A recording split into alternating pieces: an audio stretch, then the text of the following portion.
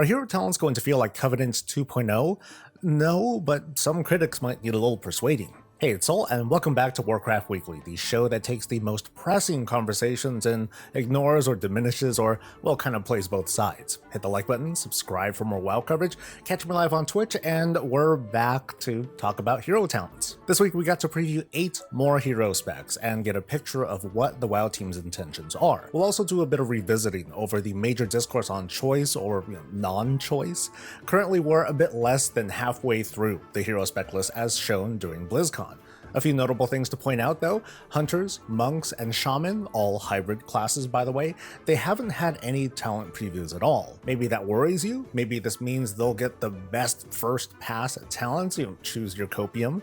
Meanwhile, one class, Paladins, has had its full preview, proving that they are in fact Blizzard's favorite.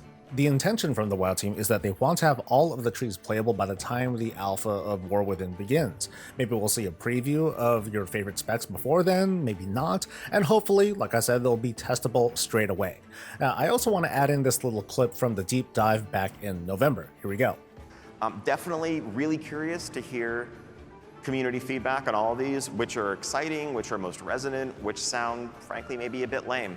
Are there any that you hoped you'd see on here that you're not seeing on here?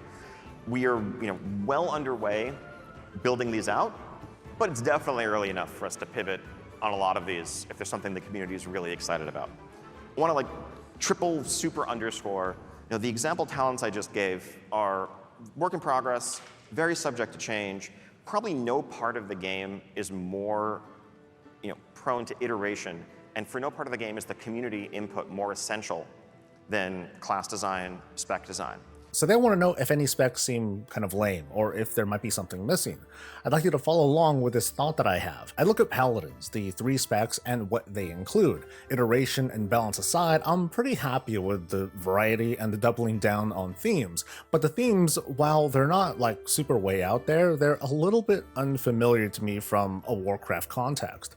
I think of folks like Turalyon and Tyrion and Uthera, and I'm not quite finding a connection, and you know what, that's okay. It's kind of like artifact weapons for Paladins back in the day. Like the Ashbringer, super iconic to World of Warcraft history. The Silver Hand has some obvious references, but Truthguard, the lore and story around that was just sort of invented for Legion, as were a lot of other artifact weapons, and it still worked out just fine. I mean, Xal'atath is in fact hella fine, know what I mean? Anyway, I'm surprised and yet not that surprised that they did not add something like Lightforged as a hero spec. It's a strong and familiar theme. Surely, perks and abilities could be built around that, right? Probably. So why wasn't Lightforged a thing? Now, I'm gonna guess out my ass here, but maybe Lightforged is a bit too Draenei. Okay, Draenei plus 1 human. And the idea of being Lightforged with the fragments of light being embedded into the body, that's not so much of a talent change, that's a commitment. It threatens to redefine the Paladin class as if it's Lightforged first and then Paladin, and players might not respond to it well. Okay, yeah, it's cool, I'm all about the light, but that's going a little bit overboard. Meanwhile, some players, notably Lightforged Draenei, are like, nah dude, this Kool-Aid is great, come have a drink, it's very delightful. Get it? Yeah. Anyway, if early on Lightforged was suggested as a hero spec and it was rejected because the theme is overbearing, by that logic, I should also have a problem with Dark Rangers as a hero spec for Hunters. And you know what? My opinion, after thinking about it long enough, I do have a problem with it. From my observations, since hero talents made their debut, the most doubt that's been going around has been around this particular spec. It's got some very notable representatives from the likes of Sylvanas and the Thanos and the other Dark Rangers, but not everyone's a fan of them. Some have said that while a Dark Ranger marksman fits, a Dark Ranger Beastmaster feels almost contradictory, like we're wrestling, animal friendliness with summoning undead dogs. Others don't want to have anything to do with Sylvanas, that clever bitch, to the point where, by principle, the Dark Ranger spec is just dead, and they will choose the other spec every time. Unless, of course, Dark Ranger happens to like sim the best, and then, oh no, they're in for a bit of a personal struggle. And that's what eventually snowballed into some of the current conversations of forced choice, going as far to suggest scrapping hero talents altogether and invest everything into class skins instead. I think the conversation on class skins is good, but it should be kept separate from hero talents. And as much as some are saying it to the point of misinformation, hero specs were never ever described to be more than the direction that the developers are taking when trying to create these new talents. Hero specs are gameplay first. They just happen to, again, be inspired by existing Warcraft themes and other roleplay tropes. At their core, this is a chance for us, as we continue to evolve and advance our class system, to explore some deeper class fantasies, to look at iconic archetypes like the Farseer or the Dark Ranger or the Mountain King, or others often inspired by major heroes in the Warcraft universe, other times by fantasies that we've heard are really resonant with players, and focus the continued expansion of our classes in that space. Hero specs are not like a failed, crappy version of class skins, so let's save the enthusiasm for that for another day. But now let's take a look at this list again. Really, pause if you need to. Can you identify any hero specs that might feel like a departure from the class? What specs look off to you just by name alone? Because maybe Elun's Chosen for druids and Shadowpan for monks, maybe that leans too heavily into a particular race, although I think in those cases the biggest problem would be the name. For me, the big standout is definitely Dark Ranger. All the other hero specs are a sort of doubling down on themes that have been part of class toolkits for years. Dark Ranger, though, it's kind of a big jump from, like, what, Wailing Arrow? I find it a bit unfamiliar as a, not too much of a hunter player, but still. Or some might find it downright offensive, depending on how into the lore you are. However, if the likes of Wailing Arrow and the Undead Dogs, like, if they were kind of a thing over the past 20 years of the playable hunters class history, like, if we were used to this for a while, then I think we would have been okay with a Dark Ranger spec, but too soon, I guess, is what this sums up to. Choosing for or against our desired identity is just part of the bigger conversation, which is the consequences of the choices that we make. There are conversations going around from people who are genuinely, truly worried about hero talents feeling like covenants, which is already kind of a gross oversimplification that doesn't consider the obvious differences between talent choices and covenant choices, or other forms of borrowed power.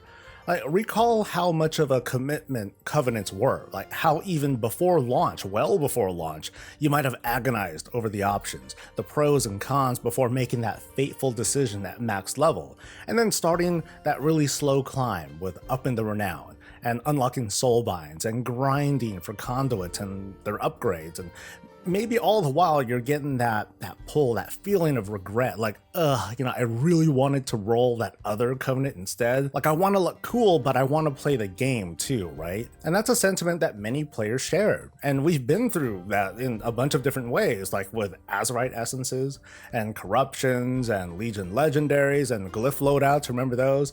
Even to our class and our race choices. During this borrowed power era, it took a really long time for us to get our class or spec up and really ready to play with all the pieces that make our class what they are, whether we're just experimenting or if we're following someone else's guide. They were still very long-term commitments.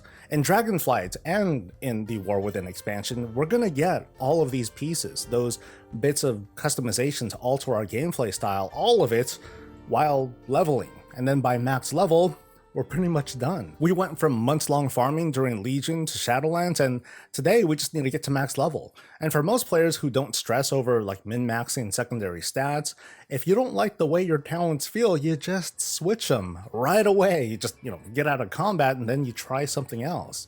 Now, that might not help with the pressure to choose the right talent build or hero spec to get into groups. We're going to get into that. But what I'm trying to stress is that committed choice, that's what drove the anti-covenant sentiment, and that's not happening here at all.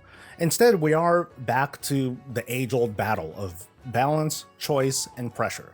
Someday, the War Within is going to release, but a little bit before that, we're going to get guides and tier lists and sims and influencers telling us how to play and who to reject. Big data is going to tell us what specs and classes are performing well, which will influence how group leaders choose their party or raid comp, so hey, you'd better be one of the desirables, otherwise it might be harder to play the game. Versions of that mindset are pretty normalized among WoW players and gamers in general. At the same time, there's griping over how the game should not be balanced for the 1%, which includes class tuning based on high-level keys and encounter tuning based on the race to world first. And yet, many players who do say this, they also continue to act in a way that reinforces this 1% mindset. In the face of wanting to create successful groups, we will often make decisions to give us the best odds of the most positive outcome. So yeah, that's going to mean judging folks based on what we see on that sign-up sheet. Like, if we could choose higher item level, we probably will. If we need someone who's ranged, we're going to take that ranged person over that 3k score person with a 500 item level, at least probably. We can't really fight that behavior, and we shouldn't judge people who do that.